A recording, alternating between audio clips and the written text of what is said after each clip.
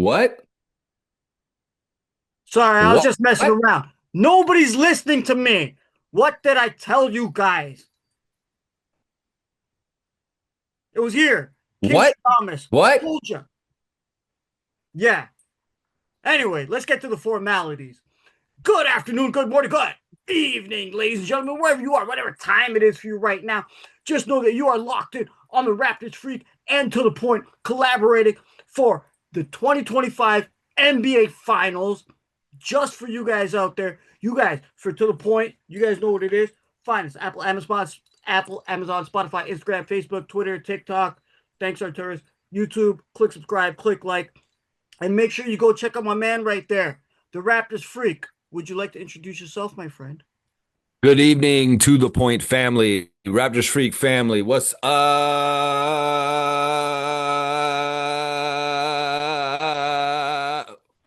It's none other than the lyrical Leviathan Lex, Raptors Freak, every morning, 9:30 a.m. Eastern Time. You guys know what to do. Find him on the stream. Raptors, Canada, women's, all basketball that you can find there. Lex, it's a long night. How you doing, man? I'm good, man. What another great chapter added to the 2025 NBA Finals tonight.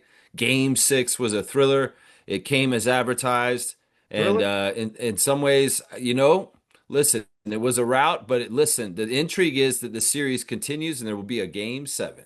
And that's Okay. fantastic. So let And me ask also, you. the home crowd was such a huge factor tonight. Big time.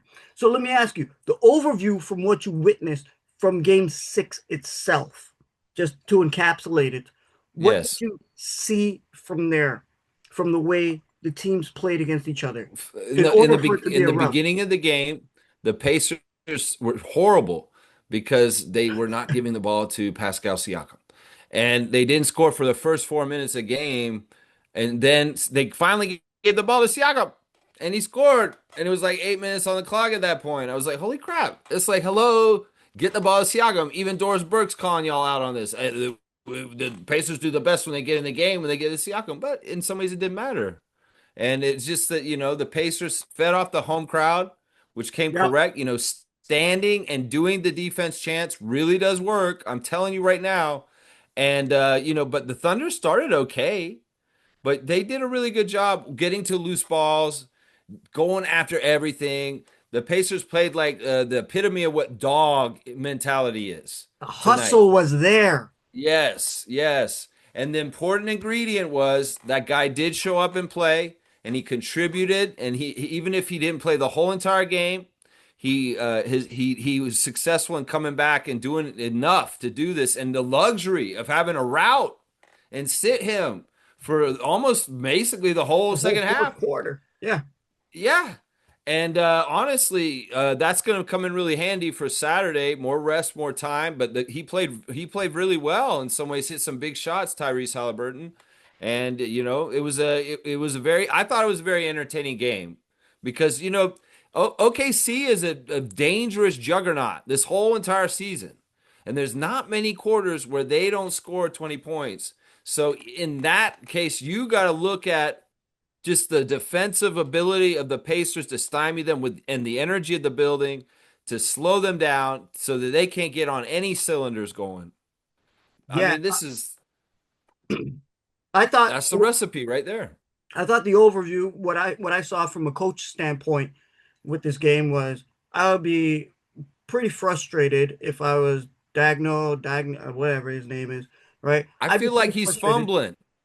I felt I would feel pretty frustrated because at the beginning, OKC came out very reliant on attempting the three pointers, but they dug themselves into a hole where at the end of the game they had no choice but to take the three pointers, and they weren't hitting them, even though they did outscore and they did take the points in the paint overall, right? Yeah. But I saw that they were just really too reliant, and the turnovers was They have a such a big major factor. advantage.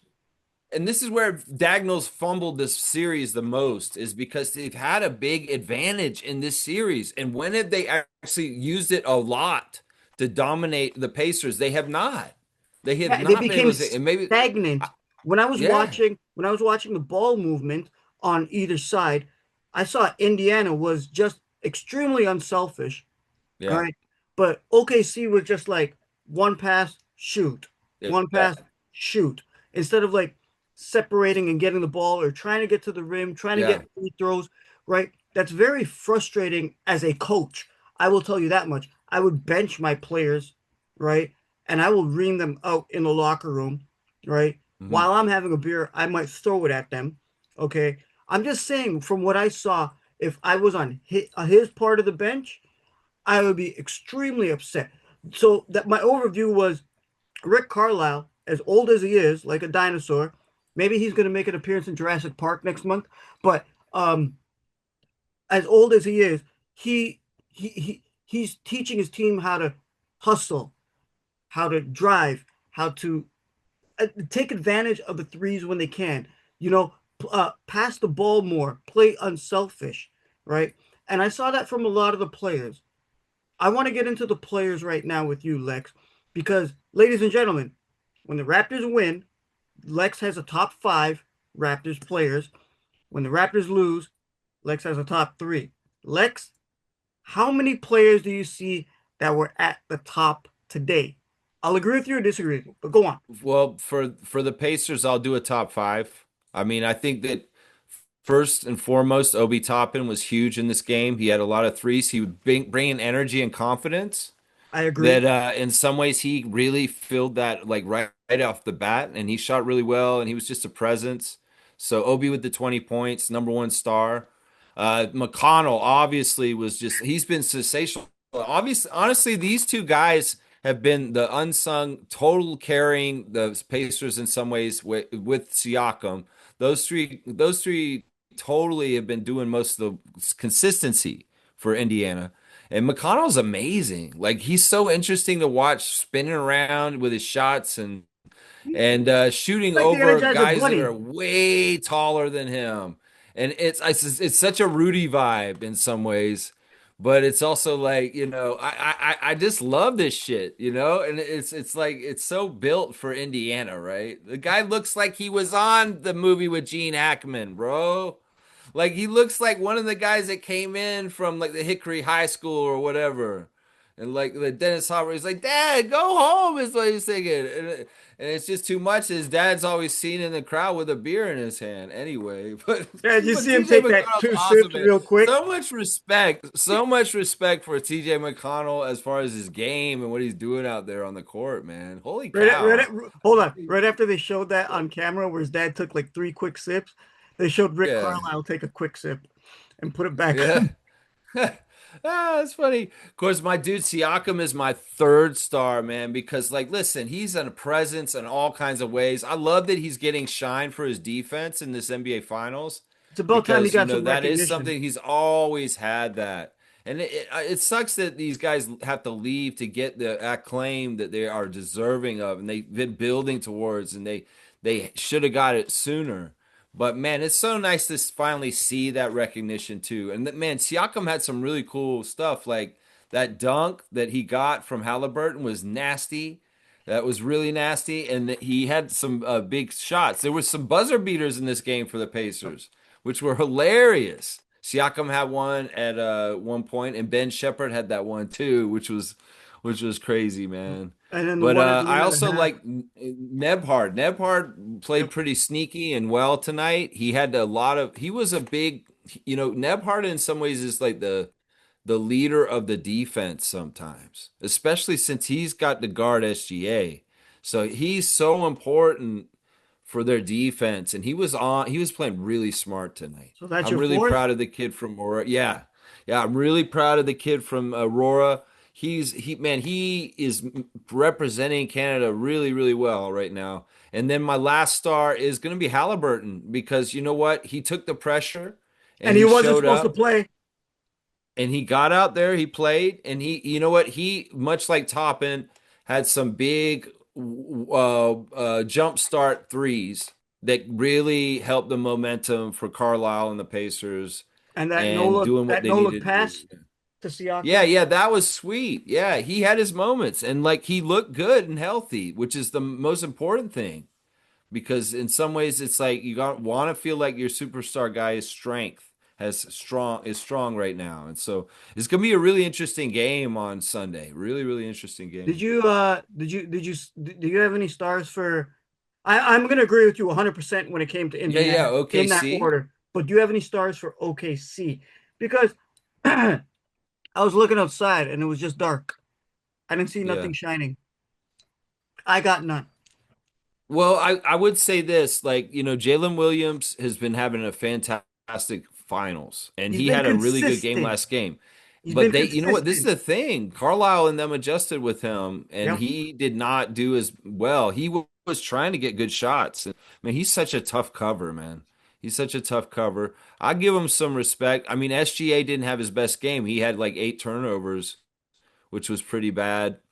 And Chet was really bad. Like his stats were really not good at all for this game. Yeah, I And was then, wondering where is he? He's 7 feet tall. I can't see him. well, you got to remember once again, Chet is young in some ways, so he has to experience different levels of competitive basketball and understand the At the levels beginning of he came out good. physicality and all that. But at the beginning Yeah, he came out good. The beginning of the but game. in some ways, I've always thought that Chet, in some ways, is the antithesis of playoff basketball because it's very physical. Yep. And in some ways, I mean, I on my channel have been describing him as a screen door lately. So it's kind of like that's that. I mean, I'm just saying, if you can play this way at this level, you got to understand, like you're gonna get thrown around Yep. like a rag doll. Oh yeah. And there's been a bit of that going on in this finals. He's getting manhandled by Miles and Pascal. Oh, So, no doubt. but yeah, there's some chippiness too in the game, a little bit there with Tony Bradley and Isaiah and different stuff going on. And of course, James Johnson, former Raptor, comes in and gets. I was hoping he'd get in, and then boom, he gets tossed. Like Yeah. within like a minute and a half of being in the game, which is fantastic. I love that. I love that. That's just I love that. I love the scrappiness. I love it. yeah, yeah, yeah, yeah, It yeah. made me James laugh. Johnson, that's legendary, man. He cocked that joint back and he banged on getting out of the game like Oh, we're that, gonna man. It go was like, back. yeah, yeah. Raptors fans, do you guys remember that? Yeah. Of course they do. Of course they Yeah. do. Real ones remember. That's right. But Lex, Yeah, see, you just said yeah, something there. I agree with you 100% on your top five with Indiana. The yeah, one man. major thing was to me was I'm just going to touch on this really quick. I don't know what your thoughts are on it, but uh, with watching the game and listening to the American broadcasters, right, talk about how great Pascal is and how good Pascal is, and he never got that recognition during 2019 when the Raps took it over, right? But now to hear it, it's very satisfying. My one disappointment is with the way the games are right now for the finals. They're all 8:30 at night Eastern, right? Which is pretty late. People got jobs the next day. They got work to do, right? Um, but the viewership has also gone down. I guess you can attribute it to that and attribute it to some new faces. But I'm telling people out there right now, this is one of the best NBA finals I've seen in years. And I'm on my fifth decade of watching this. This is amazing. I'm loving every single minute of it. Okay. I think it's great. And I think it's extremely enjoyable.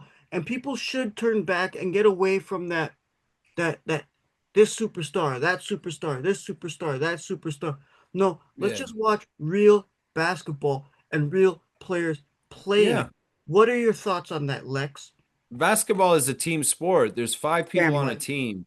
Damn And right. the best type of basketball and the most successful basketball in the world is international basketball, FIBA, that is played team oriented, where people pass and they move and off of each other. And the thing is, the NBA got really lazy for about a decade, superstar ball, which heavily, heavily isolated one very, very supreme talented person and it was boring. And in some ways, that person was very good, and they could score, and they could do all that and that. But in some ways, it killed the game and the real essence and the spirit of what actually basketball is. And the funny thing is, not everybody can be that supreme scorer who can just take over the game and isolate and over and over again. Some guys can do it for a majority of the time and do this and this, but it's not winning basketball. It's And not winning winning. basketball is getting that depth, like the Indiana Pacers. It's that using each other on defense and offense and different ways, just like the Thunder do too. And the parity of the league and the way that team basketball is going to be more a winning way in the NBA was going to, it's going to change the superstar system in the league, whether people like it or not. You can market people, like put big names on the commercials and stuff like that. But as evidence as this year, the teams that are going to win the Larry O'Brien and the NBA championship will be teams. Exactly. It's not one player. All right. It's not one. And I think with the changing of the regime that is going to happen within the next year or two, we will see these younger players. Some names most people won't even know, right? But you're going to see them win championships. You're going to see them give a ring, right? You're going to see all of that, right? And I think that's a great part of the growth for the game. And since we are Raptor centric, ladies and gentlemen, that's what the Raptors are building towards, unless they make a deep dive and get a big fish this offseason, right? But that's what they're building towards, the same blueprint as Oklahoma, as Indiana, as Orlando, Yes. as Atlanta, right? As these teams, as New York, as these teams that were shitted on a couple years ago, but they built themselves. Even Minnesota, certain all these teams that have showed up. I think it's great for the game overall. Lex, my man, before we get out of here, Yeah, man. floor is yours. Whatever you want to say. Well, I think we got to think about game seven, which is on Yep. Sunday. And, Are we gonna make predictions? well, I'm going to stick with what I've been predicting for the last week or so. I thought that they would both hold court in these last two games, and we get to game seven in Oklahoma City. And well, game sevens are a funny thing. Anything can go any way, which way. It's one Yep. game for everything, as SGA was heard for all the marbles. One game wins it all. And this is the thing. The Pacers have won on their court in this series already. So they've proven that they can beat Oklahoma City in Oklahoma City. And so I'm going to pick them just because of the experience of Carlisle. In some ways, there's a real spirit, kind of like where Halliburton came back and he played and he did add things to it. And there's a confidence and there's an energy in the Pacers players that has been building this whole entire season. And in some ways, they understand the assignment that they have one more to do. And, I wouldn't be shocked if they actually win the championship on Sunday in Oklahoma City against the Thunder. And Pascal Siakam's the MVP. I wouldn't be shocked if this Oh, if happens on Indiana Sunday. wins, definitely he's the MVP. No question. Yeah. No I'll question. pick that. I'll pick that. If you think that OKC will win at home, because a lot of people will think that, and that's a fair pick. But I just feel like there's something weird about the Pacers being a team of destiny. Also, kind of like there is an experience factor that favors the Pacers with Yep. Rick Carlisle and Pascal And Siakam, Pascal. Yep. and that kind of stuff in this situation is so it's going to be a tough environment. Well, And they're going to have to really, really try and play their type of offense off of each other because that's where they do the best. When they play off of each other, they do their best. may I make a prediction here? Yes. Um, my brain is telling me OKC by 3 points. Okay. It's going to come down to the wire. Yeah, Right? yeah. I could But see my this. heart is telling me Indiana by 5. Wow. Okay, so you just hedged your bets. Yeah, hey, it's like in the episode of Seinfeld where his brain is Okay, thing of okay. playing the chess game. Yeah, Right? yeah, yeah. I get This you. part's telling me OKC by 3. It's going to come down to the wire. My Yeah. heart is telling me maybe because I want to see Pascal get another Yeah. chance and win the You know MVP. what? I totally relate to what you're saying. The right? sensible thing for me would be to predict that the Thunder will win the championship on Sunday. Yeah. But for some weird reason, I feel like I want to pick the Pacers because I don't know why. I'm crazy. I may be crazy for saying that, but like, we'll see. We'll see. Well, at the beginning of the series, I said it's gonna go 1-1 in OKC, 1-1 in Indiana.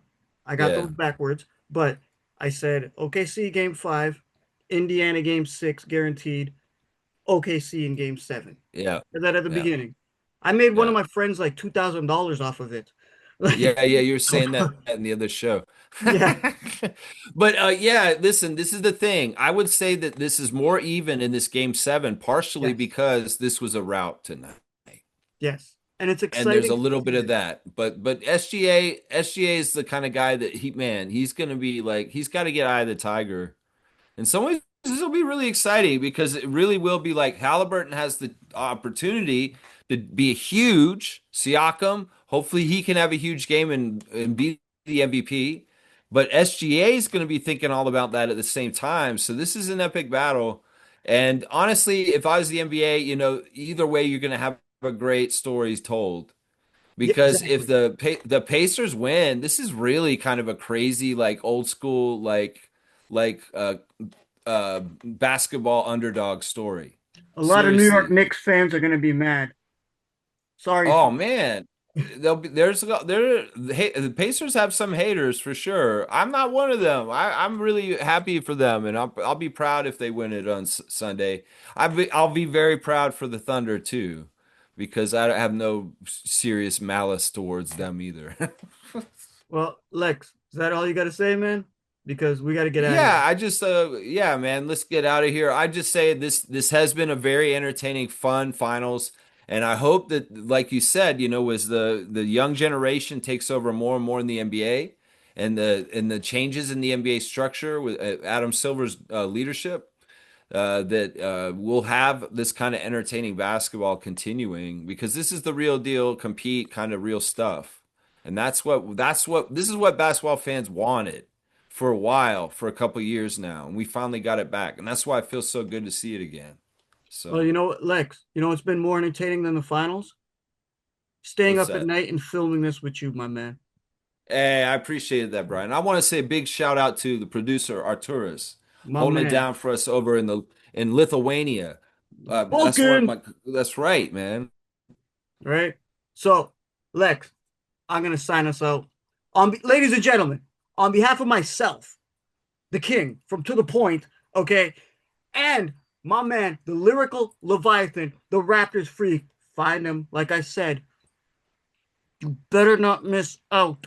9:30 a.m. Central every fucking morning, okay? And like he just said, the greatest producer of all time, my man Arturis. If you are out there supporting Lex, Raptors Freak, Freak Nation, if you guys are supporting us, I consider you To The Point family. So on behalf of everybody, good afternoon, good morning, good evening, good night, and